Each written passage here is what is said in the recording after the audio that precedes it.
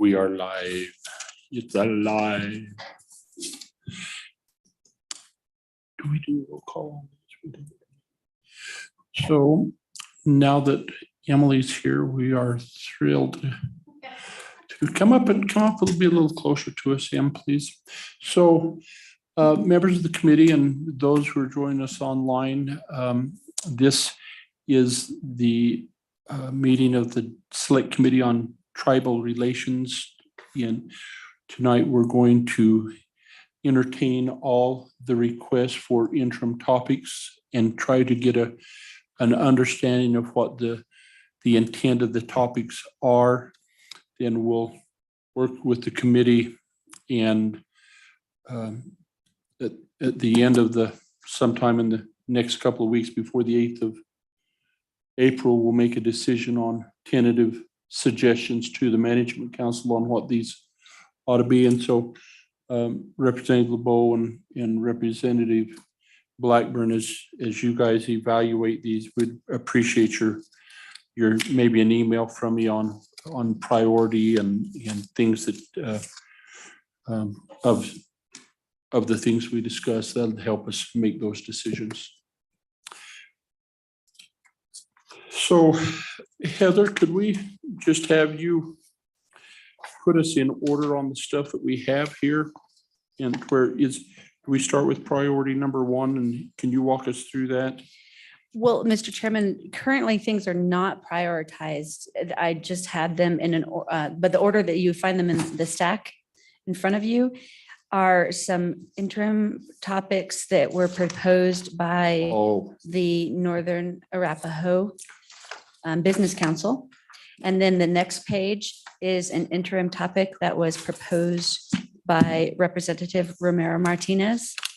And then the next several pages, just for the committee to refer back to in case they want to revisit or what have you, are the interim topics for 2021, 2020, and 2019. Okay, and that's where I was mixed up, and I apologize for that. So if we could maybe, Mr. McNiven, if you and maybe Kara, if you'd like to join us and come up and just kind of walk through. Are you going to present, or maybe Representative LeBeau, or did you want to present the Business Council's potential interim topics?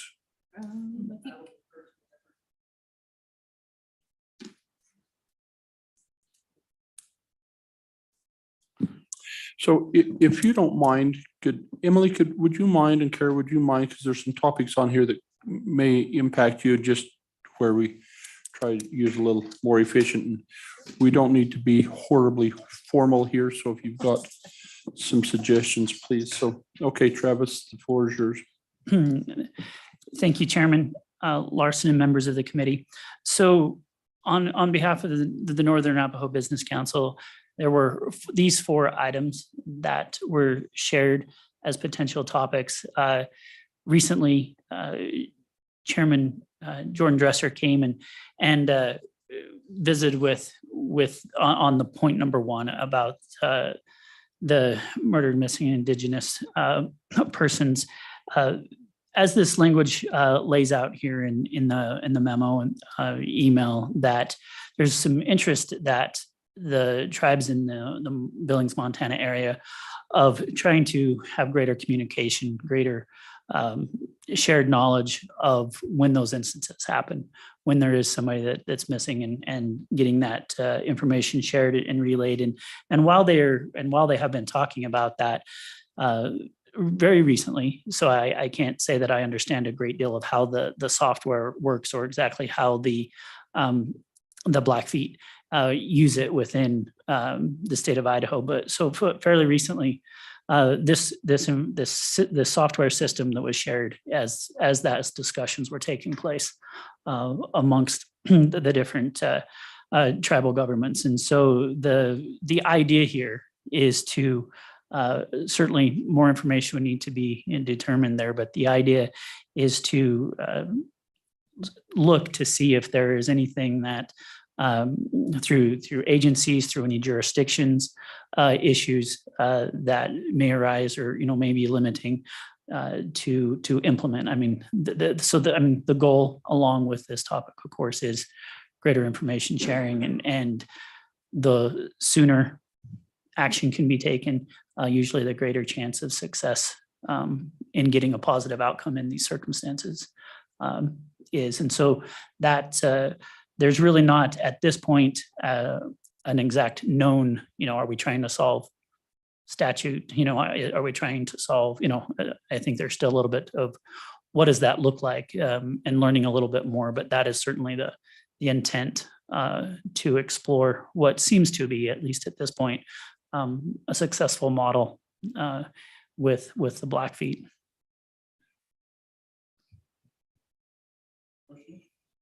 Questions on this? I guess the one question I did have is how are you seeing this? Are we looking at the state as one of the key stakeholders to make a connection into this information? Yes, please. Yes, please. Chairman Kara Chambers with the Attorney General's office. We were discussing the fact that this would be interesting if that is the concept to interface with any of what DCI has working with missing and murdered, and in particular with the federal NamUs database, which is the National Missing and Unidentified Persons database run by the Department of Justice. So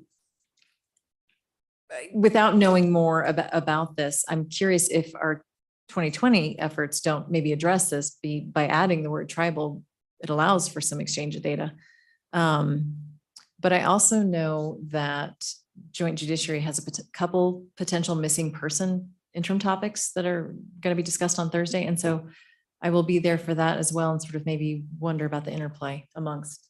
But this would be interesting, but I'd like to understand how this system works and how it interfaces with state and local law enforcement. Mr. Chairman, Please. I think that's appropriate. I think, we're just trying to figure out interim topics so we can keep it broad.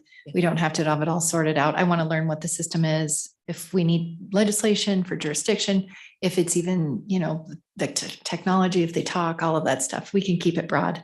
And along those lines, I know YSAC and DCI are doing a deeper dive into the data. And I'm really excited about that. So I just think we can continue to have missing murdered as a broad topic.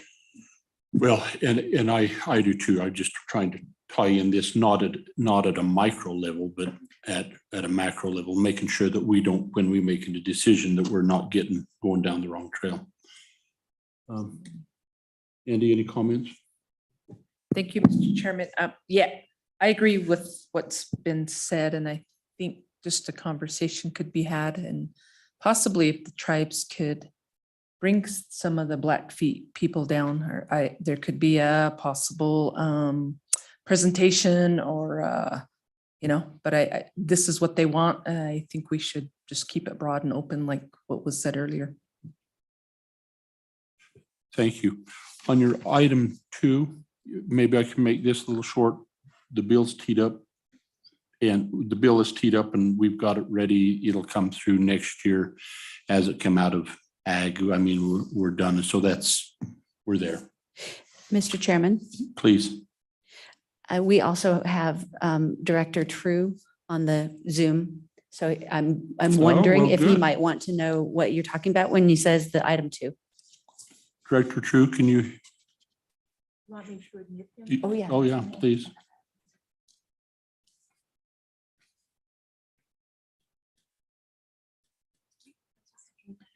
And it went through ag to come out on. Yeah, just trying to. Mr. Chairman, committee, can you hear me? We can, Steve. And so our brucellosis bill just got hung up on the last day on this short session. And so I don't know how much, I just don't think that there's any more refining that needs to be done to it. Just need to bring it back and get it introduced next year. Mr. Chairman, I would have to agree. I think it's in fine shape, and just so the committee knows, we will continue to work with the tribes and the producers up there to try and augment what could potentially be an agreement based off of that bill as well. So are you okay with that, Travis? Yes, Chairman. Any That is other the hope. discussion on this? Yeah, please, Andy, or Representative LeBeau. Yeah, Mr. Chairman, thank you. So powers that be, great bill, but I'm going to let you know, I did have a conversation with Chairman St. Clair. Okay, So there was some concern and maybe we just get some clarification to appease his concern that has to do with BIA deeded and non-deeded lands. He just wanted to check out some concerns there. Can't remember exactly what they are, Sure. but yeah. sure. Sure, and if you wouldn't mind taking that assignment, kind of figure out what that is. And so we can be prepared for that. Okay, any other comments on brucellosis? Item 3, the cross depositation of fish and game. Yes, Mr. Chairman, the idea here being the reservation is a large landmass. Wildlife, the land, the animals, the resources are certainly very, very valuable and important to the tribes and the tribal governments, and the shared tribal game and fish has a lot of acres to cover and a lot of things to do. So this idea of looking at potentially what some of the state of Michigan has done with their game wardens to help just get more eyes and ears on the landscape is the idea here, to again just collectively work to limit the illegal taking of animals in the different ways that happens. Travis, are you familiar with any other states that have tribal state game and fish, kind of something that we could look at and kind of see how they're doing it? Are you familiar with any? Chairman, thank you for the question. The one that was shared with me as stated here from the Northern Arapahoe's Legal Counsel was the state of Michigan. Oh, I'm sorry. I didn't catch that. I apologize. Please. Mr. Chairman, has Northern Arapahoe asked for feedback on this particular issue with Eastern Shoshone? Representative LeBeau. Mr. Chairman, I was fortunate enough to run this list past Chairman St. Clair in a phone call. And he said, yes, we could do a deep dive and look into this. He's open to the suggestion. Okay.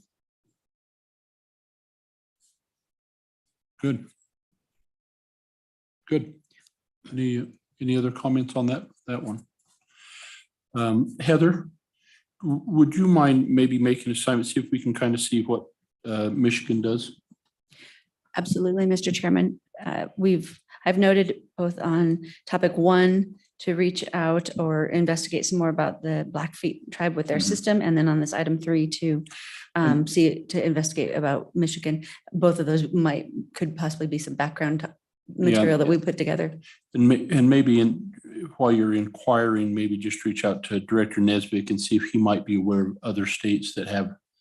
Wouldn't surprise me if New Mexico maybe had something, but you never know. They've a lot of interaction there. So, okay. Any other comments, Madam Chairman, on Representative LeBeau on that one? ICWA. Yes, Mr. Chairman. Again, I would like to actually start with the last bullet on the proposal here. Certainly recognizing that this is this may be a large effort and be more time than a single interim. However, starting the discussion, there are a number of other states, Washington, Oklahoma, Nebraska, New Mexico, others that do have some form of state statute, state law around ICWA.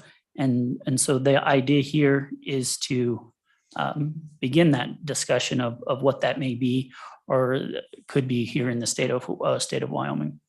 And I thought ICWA, do we not? And to what degree? As my good co-chair groans. So, Mr. Chair, in other states, I can't remember how this all works exactly, but state laws sometimes have some really goofy interpretations of ICWA. And so as a result of these weird, I'll say weird, court interpretations, then legislatures have had to respond. my understanding is Wyoming courts haven't gone down that path of having this, and I'm not doing this explanation justice, but my understanding is Wyoming courts are pretty good. They're adhering to ICWA, so we haven't had the need. And so I'd be curious for feedback from, I see Kara's got some information and maybe Heather's just scratching her back there. So I wasn't sure if you were raising your hand. Well, and so along with that, Karis, because my work with DFS and as we've done some of that. So if there's a deficiency, help us understand what it is the goal would be here to try and rectify. Chairman, yeah, I can certainly reach out to the division within the Attorney General's office that works with DFS on these issues, but I think Chairman Ellis sort of succinctly summarized. I mean, I'm not, I would have to look into this. This is the first I heard about this today, but I kind of, as an attorney in this area, kind of did the same sort of thing, like, you know, I hadn't heard when I worked with DFS of implementation issues with the federal ICWA compliance, but I mean, I'm well beyond my depth at this point. So I'll pose a question, and maybe Representative LeBeau, because you've worked on this to some degree too. If we're complying with the federal law, doesn't that traditionally trump state law? Mr. Chairman, generally, yeah, federal. And so I understand the voice of the tribe, Northern Arapaho tribe, that's who brought this forth. If we discuss it, I do air caution too, because there could be unintended consequences. So I don't want to open up a can of worms. Well, Emily, thank you. No, Mr. Chairman, Emily Solai, Special Counsel to the Governor. This is the first time seeing this list, so I haven't had the time to research it.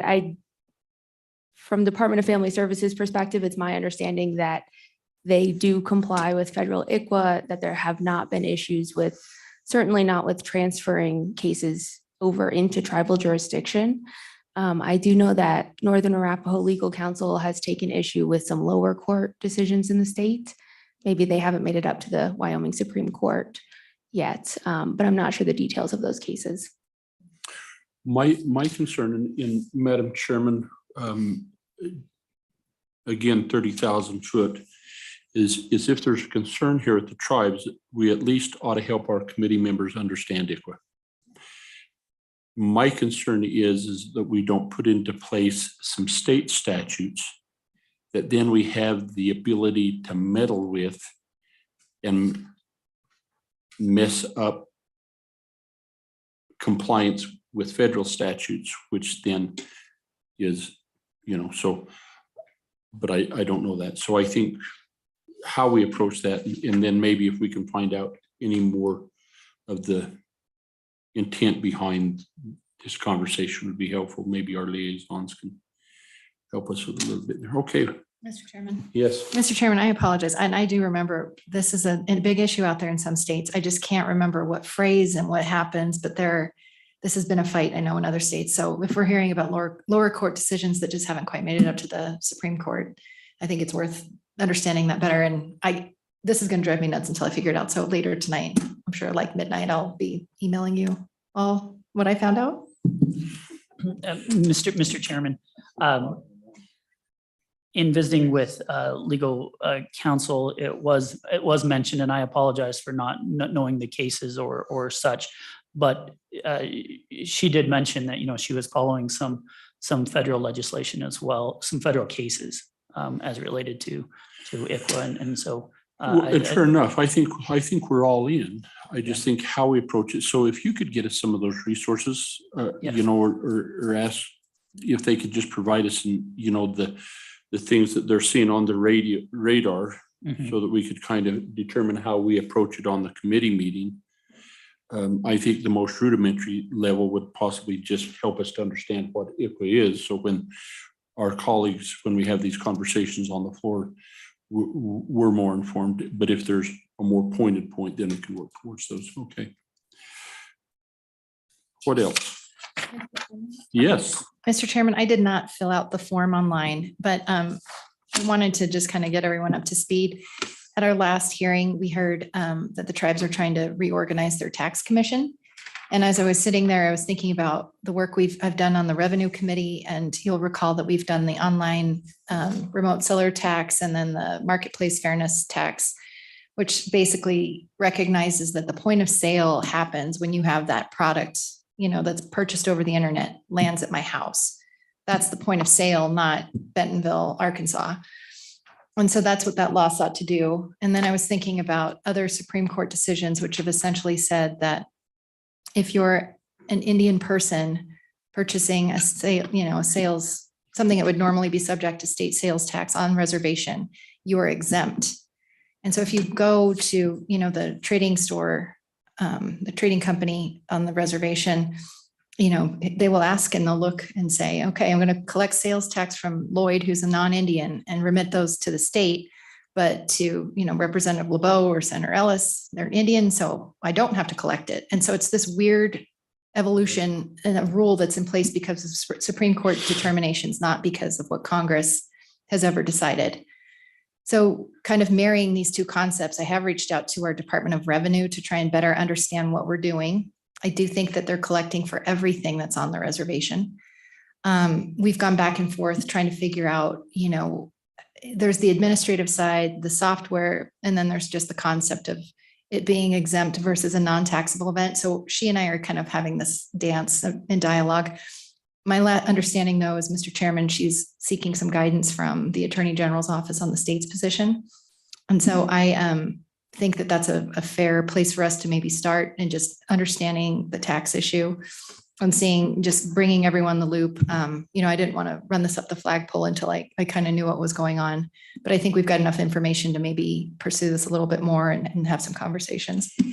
Yeah, and I agree. So just for the rest of you, Senator Ellis and I have kind of had this conversation since our last Riverton meeting, maybe the first Riverton meeting, when conversation light kind of come on for Senator Ellis when we reached out. I think part of that is to understand the mechanism used to identify where the purchase is from. Is it pinpointed right at is it this GPS where they know exactly where I was at and they can identify it was on the reservation? I think we need to understand that mechanism there as well. And so flesh all of that out. Mr. Chairman, along those lines, so, I think zip codes provide, there's a way of kind of identifying where that person is. The hard part is, how is the seller going to identify their status? And so, I think South Dakota, from my understanding, maybe has a compact with the state so that they can working through some of that, because a lot of those online tax bills kind of not originated, but South Dakota was, at the forefront of that. Anyway, fascinating. I'm sorry I didn't fill out a topic form, but I think that one might be an interesting for us to and explore. maybe if I could, Madam Chairman, again, Heather, if your backroom girls could maybe reach out to South Dakota or investigate that and see how they, on their online taxation, if they're able to provide that exemption for tribal members living on the reservation. Do they have to be living on the reservation or just? I don't know. I don't know how they've got it structured. I think I just looked at something and thought that. So if we can get a little help on that as well. Mr. Chairman, Ma'am. it's Emily. Hi, Emily. I'll just add to that conversation. At the direction of the Revenue Committee, the state and the tribes did discuss a tobacco tax compact several years back. One of the reasons, I think that conversation hasn't ended, but it sort of stalled out. And I think that one of the reasons for that might be that it is so specific. I think if we were able to have a broader conversation about how taxation should work from the perspective of the two tribes in the state, there might be more incentives to have a compact beyond just tobacco.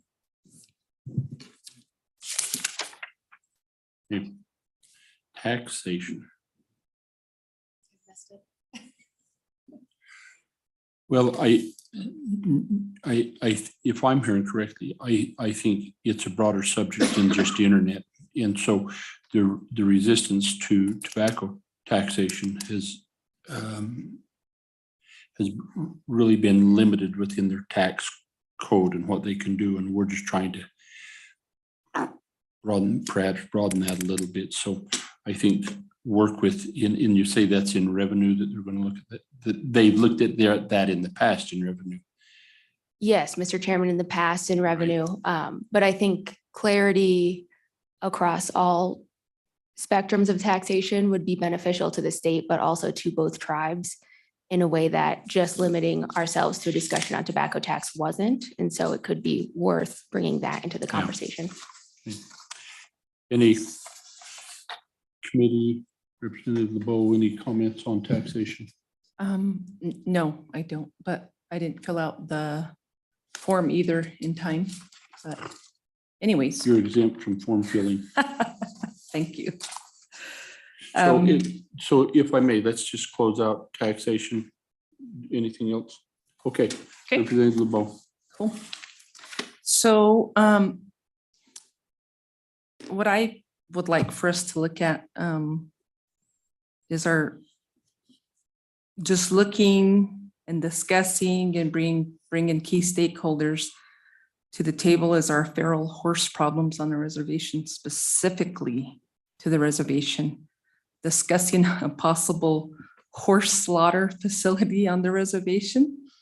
There is, through the National Congress of American Indians, a resolution that was passed.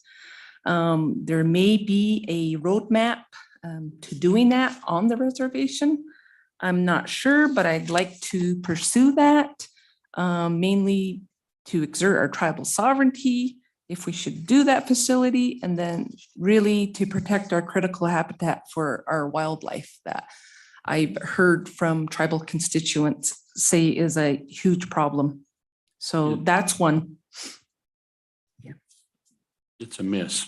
Mr. Chairman, if I may. Yes, please. Becoming a little bit more familiar with the scope and size of the problem that Representative LeBeau is certainly referencing, with a bill currently, before the Senate, House Bill 005, there are roughly on the reservation, about 5,000 excess horses. To put that in perspective, on all BLM lands in the state, there's around 7,000, or were before Roundup. And so when you have 7,000 in the state on BLM lands, and then 5,000 within the confines of this, the acres of the reservation, it is certainly overutilized, being overrun. Very, very much so. And that has been why the council was supporting House Bill 5 in that effort to be able to voluntarily work with the state, exercise sovereignty, but also work with the state in the removal of excess numbers of wild and feral horses. Furthermore, regardless of just in agriculture in general, the costs of shipping and what to do with them afterwards is always a problem and a challenge. And so if there is, to Representative LeBeau's point, if there is a solution there that could be explored, that would be a great solution to a much larger problem. Well, and I think the actions of the Ag Committee on that right now are intended with the appropriation in it now is to really focus it on the reservation horses. In vision with Superintendent Shakespeare, he indicated that previous rounds up, I think about 600 horses that they shipped to Canada for slaughter.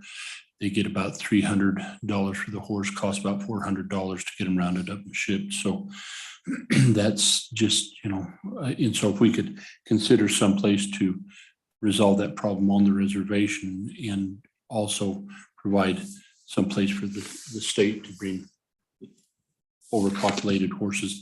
The problem, well, I'm getting into the topic. So good topic, good topic. So we'll leave that there.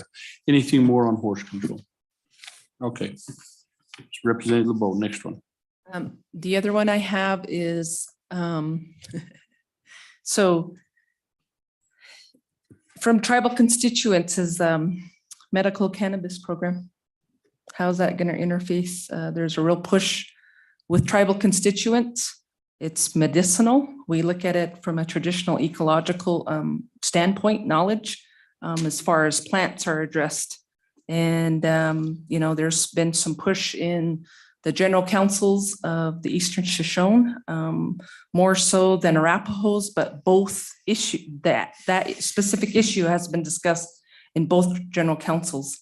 And how do we interface with, the local or the state agencies in doing the medical cannabis for medicinal reasons? And so I would just urge this committee that we take a dive into that issue as well. Okay, any thoughts on medical cannabis on the tribes? I think, maybe as we prepare for that, we'll kind of maybe get back with the governor's office. I think they've looked a little bit onto that and tried to determine how to establish policy on that, and we'll maybe flesh that out as we get ready to do that. Mr. Chairman, Please. the only thing I would note, of course, as an addition or follow-up to representable comments was the action taken to decriminalize with the tribal governments. Mr. Chairman, I would just add, the governor's office and the governor himself has spoken about this issue with each of the tribal councils. And really those conversations have focused on the jurisdictional kind of boundaries for each actor, whether it's a tribal actor or state actor. And certainly I think more conversations on that specific issue is always better to create more clarity for the county, the state, and the tribes. Thank you. Any other thoughts, comments on decriminalization or medical marijuana? You guys are killing me on that marijuana one. No, I agree. No, I think that. Please. The other one, and I was looking through all the memos, and thank you, Heather, for providing those over the years back to 2019 to 2020 and 2021, is another real concern from a constituent, and you have it in all of yours, is the road. Looking at the roads and developing of roads. And so they're all in the memos, developing roads again. And so there is an issue, particularly with a section of road in Ethity that really needs in serious repair. It is terrible. I'm surprised it hasn't caused enough serious accidents, but the argument and discussion has always been who owns that road. I would think it would be the county, but I'm not sure. But so anyways, I'm just bringing that. It's been in past discussions with this committee, and if we could kind of take a look at our roads in a particular section. Where's that at from Ethity? Which road is So it? it's Ethity Road, and you're going to come down the stoplights past the Sundance grounds. And I don't know if you know where, God, I hate to say names, but you're going to meet up back on 17 Mile. Okay. So you just go on that light and you just go past and yep, that road right there, that section. Yep. Okay.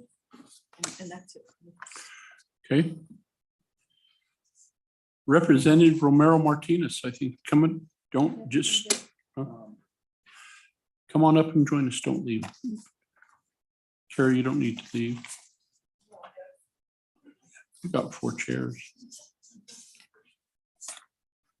We do. We have. If you wouldn't mind kind of giving us an overview of what you're trying to, it looks like you're trying to get some congressional action to take place and what it is you would like to do. So. Thank you, Mr. Chair. And going along with the informality and open discussion at this committee meeting, I bring to you a rough draft concept of an issue to consider a resolution requesting Congress to acknowledge and promote verified land designation history and support collaboration with all heirs of treaty lands. And I kind of did the, I'm using football talk here, but I was, in shotgun position, and I was running and gunning and just trying to get as much done as I could in the last 4 months. And this issue just kept popping out at me, primarily because of my own ancestral roots. My parents are from New Mexico, so we are heirs of the Treaty of Hidalgo, Guadalupe. But while trying to conceptualize how that affects Wyoming history, and I just attended a filming or screening of a film that Representative LeBeau just showed to a group of leaders and legislators. It just continues. It just sometimes things just happen in a synchronistic way. I was moving a little bit too fast on this one. I was hoping to get it to be a resolution here in the state. I worked with LSO to draft a House Joint Resolution. I was educated quickly. This is new to me, so I had to learn, obviously, that we don't write bills in a state regarding treaties because that's a federal jurisdiction. So speaking with leadership there in LSO, they said, make sure you contact your leaders in Congress, make sure they're not blindsided, make sure you reach out to tribal leaders. And I did it shotgun style. So I photocopied what I had and I gave it to folks. And then of course, speaker says you get one bill. And I was working on a bunch. So I think I have 8 submissions to interim topics, but this is one that's, I think, very important. Basically, I go through a series of whereas statements because it's a resolution, obviously not having the power of law. But I think what this could serve as a framework for not just members of the Treaty of Hidalgo, Guadalupe, but the treaties that govern both tribes here in the state of Wyoming. So, and not just the 2 tribes that are in the state of Wyoming.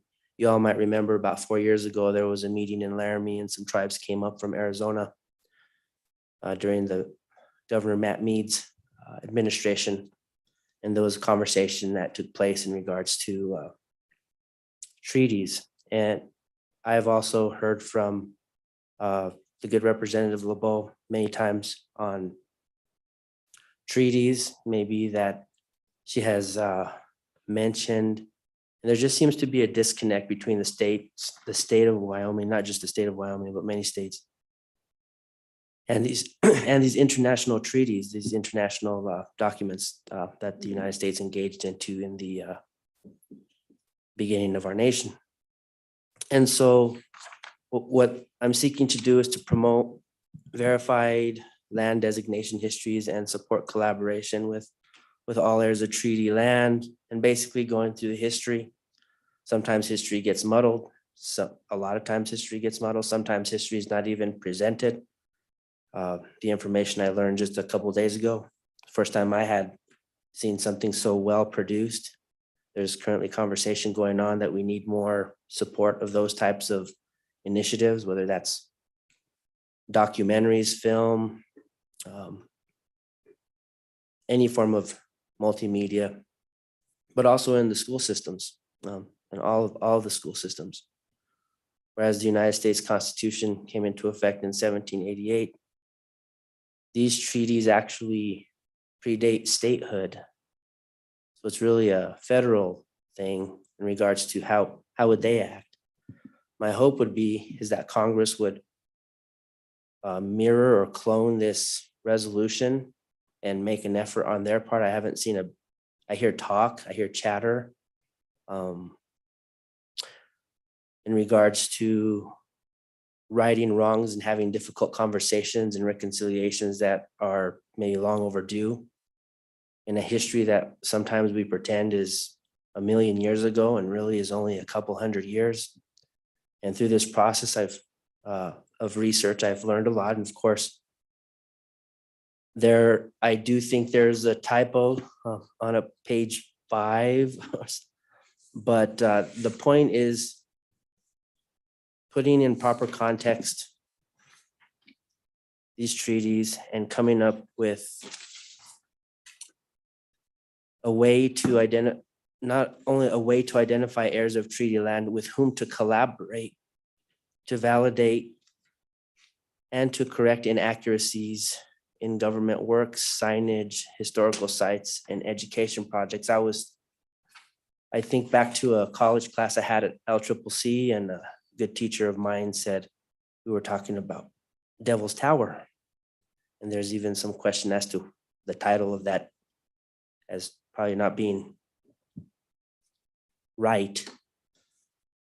And he said, there's people that climb up Devil's Tower all the time. And I said, yeah, I don't know much about it. He said, how would you like it if someone went over to the cathedral and started climbing up the walls of the cathedral during mass? And I said, I wouldn't like it at all. He said, well, that's what's happening. So I think there's a lot of room here to have a conversation. There is a movement even within the efforts we're doing now by constitutional mandate to redistrict, with the potential for maybe making South Cheyenne a minority district. And there's some potential for that. So Representative Romero Martinez, and so I think what we're going to do, if you don't mind, is it's important that we kind of keep this focused on this committee's role as tribal relations. And so to your point on the treaty stuff, and I'll kind of restrict that a little bit as we consider this, it would probably be state and not be a broad national treaty type thing, how we would expand that. But I think that you referenced some page numbers and stuff, and what we received was just the one pager here. And so some of that we may not have. And so if you want to share with us the other stuff, make that available to Heather and she can get it to us. Oh, well, bless your heart. Look at you. Look at you. And then, thank you. I know that you spent a lot of time on this, but I just want to kind of make sure that we don't, it's easy to get outside the realm of, as we do sometimes in committees, we get outside the realm of our, what we've been fortunate, organized for.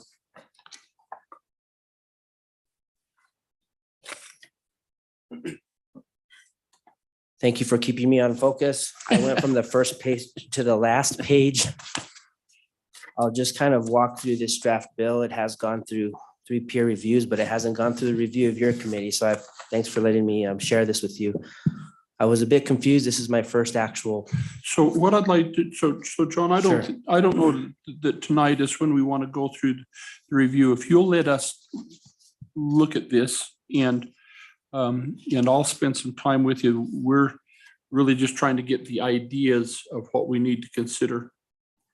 Absolutely. So with the time that we have, Madam Chairman, I know that we are a little bit restrained here. So and I'm not trying to cut you off short, but we need to, I had to pull myself back in when I was talking about horses. So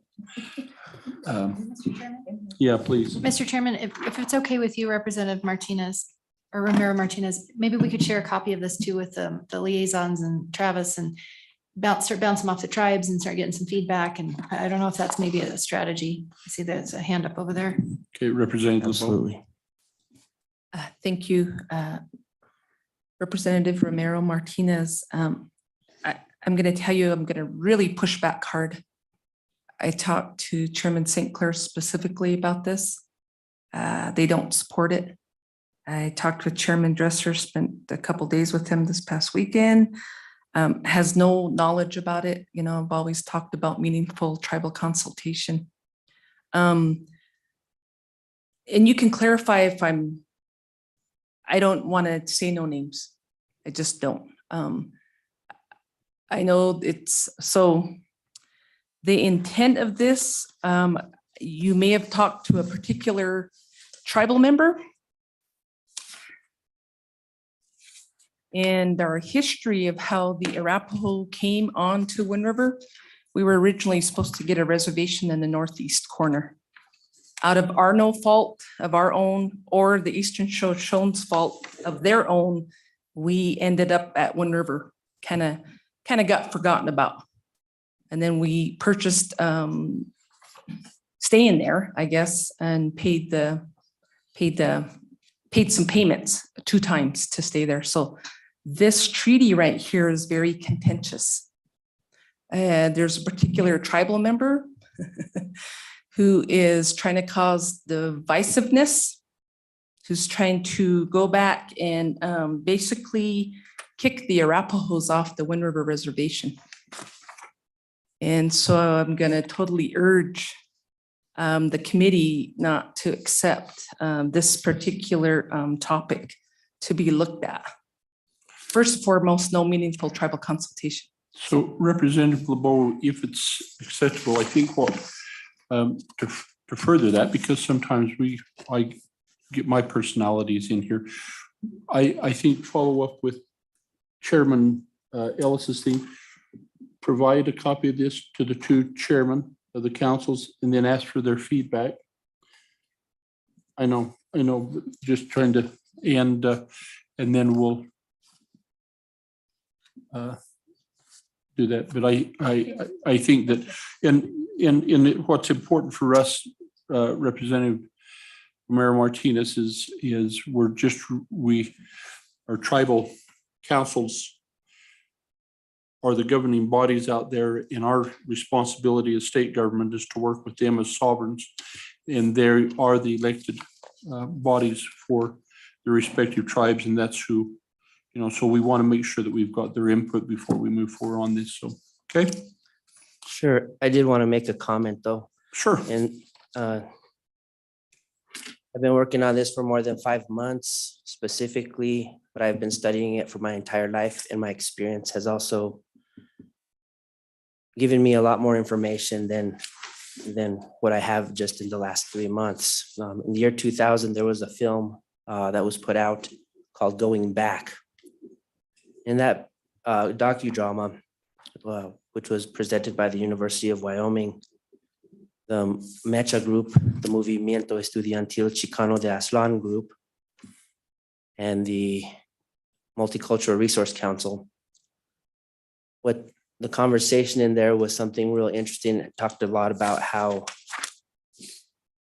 when you go back, every tribe had certain cultural universals, 4 directions, things of that nature. And I'm sure most of you know what Chicano means. I'm a Chicano, so we might generically call me Hispanic or Spanish. But a Chicano is a person who is part Hispano and has adopted some ways of some native ways also. So that's where the chic comes in. When I talked to LSO, I went with their guidance. I talked to everybody in Washington. I gave everybody a copy of this, including leaders from the Shoshone and leaders from the Arapaho. So I would, for them to not know anything about it, I physically handed a copy. Now, I still think they probably need to look at it again and have an open conversation about it. I think the crossover doesn't have to do with any particular individual. And just to give a little bit perspective, in the year 2009, I was sitting, and I'll be brief. I was outside of a Hilton in San Juan, Puerto Rico, as a delegation of the United States Hispanic Chamber of Commerce, and we were talking about the Treaty of Hidalgo, Guadalupe. And what they told me was, you're going to want to watch what certain native tribes are doing, because in 20 years, we're going to be doing the same thing. And this is to build a framework there. So I'm open to that conversation and acknowledging this treaties and getting true and accurate history. That's the scope of this. It's nothing more, nothing less than what's on this drafted resolution, open a conversation that hasn't been had. We have in part and parcel, and I thank the committee for their time, and I digress. Thank you. Thank you, Representative. And again, we don't, I completely understand that you've give a copy to tribal leadership. We're just following our due diligence and our process. We want to make sure that through our LSO staff, as we consider these, we just want to make sure that they've got it from us and we're having the same conversation. Okay, any questions on the treaty discussion? Okay. Mr. Chairman? Yes, please. No, the only thing I'd add is we have looked at, I think would like to meet in Fremont County. And then we've also discussed, it's nothing set in stone, but maybe the possibility of meeting in Laramie. We had a good discussion at our last meeting, but I think it would benefit. I think we would benefit by, visiting the campus, seeing for those who have it, touring the Native American Education Resource Cultural Center.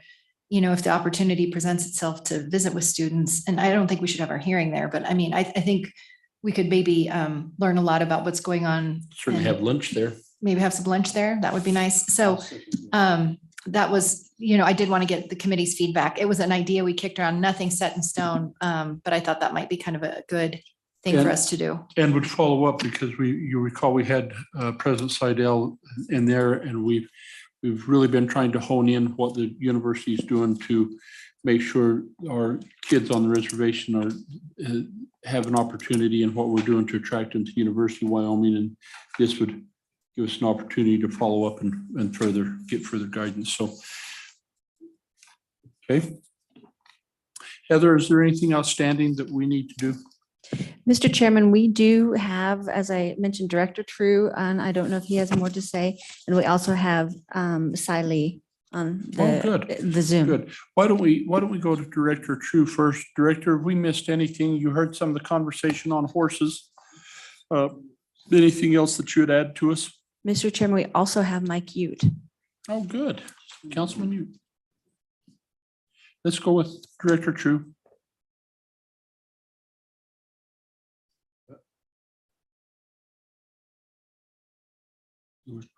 You were talking while we were doing this. Mr. Chairman, as we queue up our presenters, I did want to acknowledge we have 2 House members in the audience tonight. So I don't know if they Representative Sweeney, Representative Burt, thank you.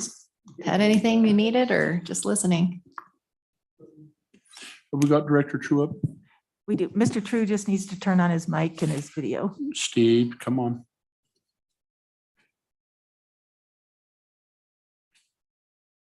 Can you hear us, Director True?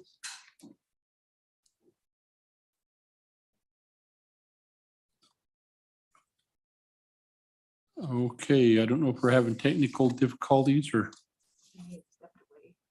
Okay, he may have stepped away. So let's go over to Councilman Ute, if we could let him in. Councilman Mute just needs to turn on his mic and his video. Yeah, I got a spotty connection, but hello, committee. Hey, Councilman Ute, thank you so much for joining us. Any suggestions that you might have or comments on what we've discussed thus far? Not in particular. Supportive of most of the bills brought forth. The treaty proposal that we just heard, Shoshone Business Council has not heard of anything brought forth whatsoever. So we're open to consultation.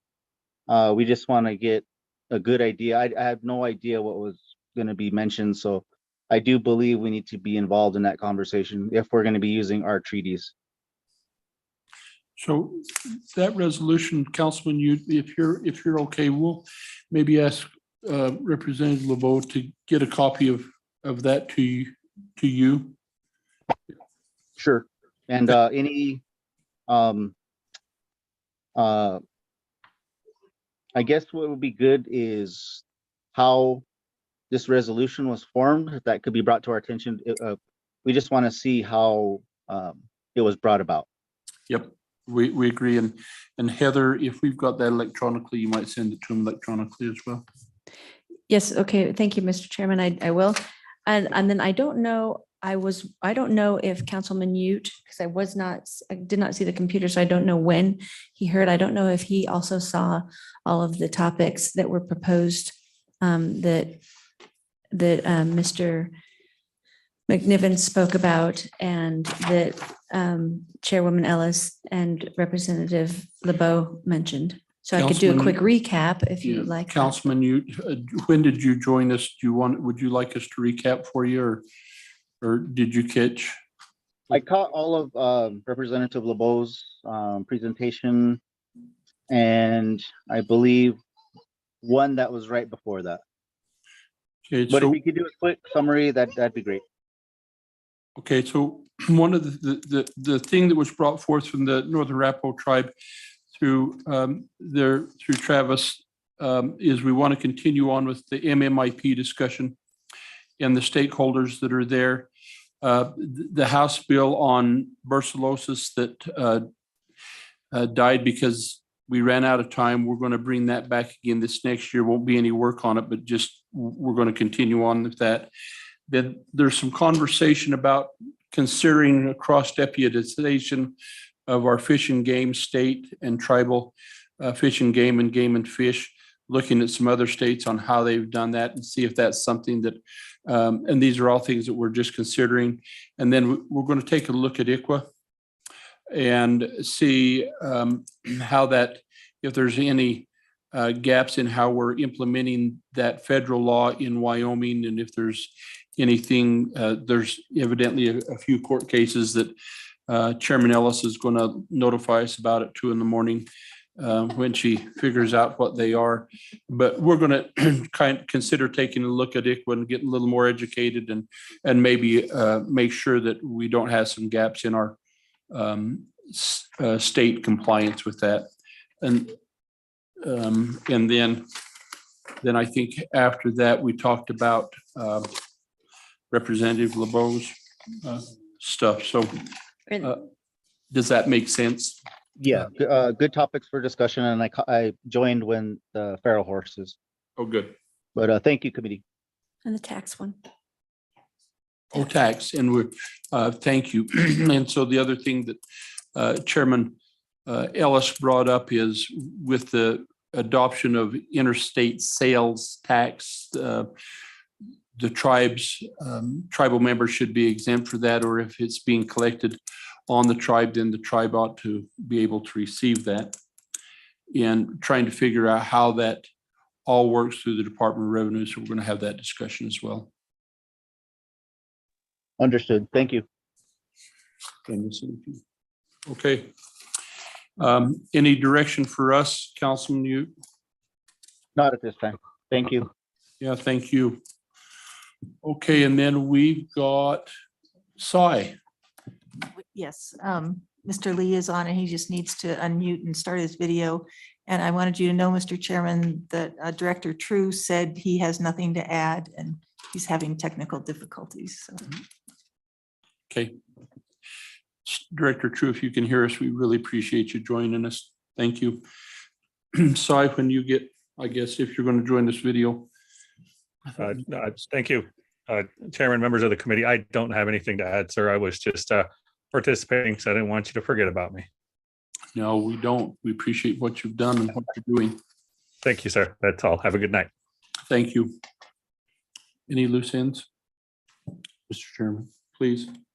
Mr. Chairman, do we have to ask the good representative to give us a timeline on when how that resolution came about and what proceeded there? What do we need to do with that?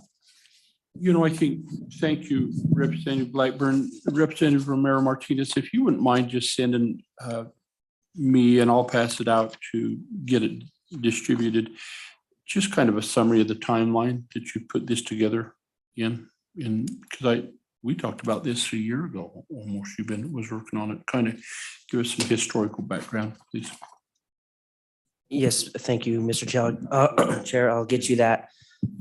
timeline. Some of your sources, you know, would be helpful. Okay. Anything for the good of the body, members? Besides food, food would be good for the body.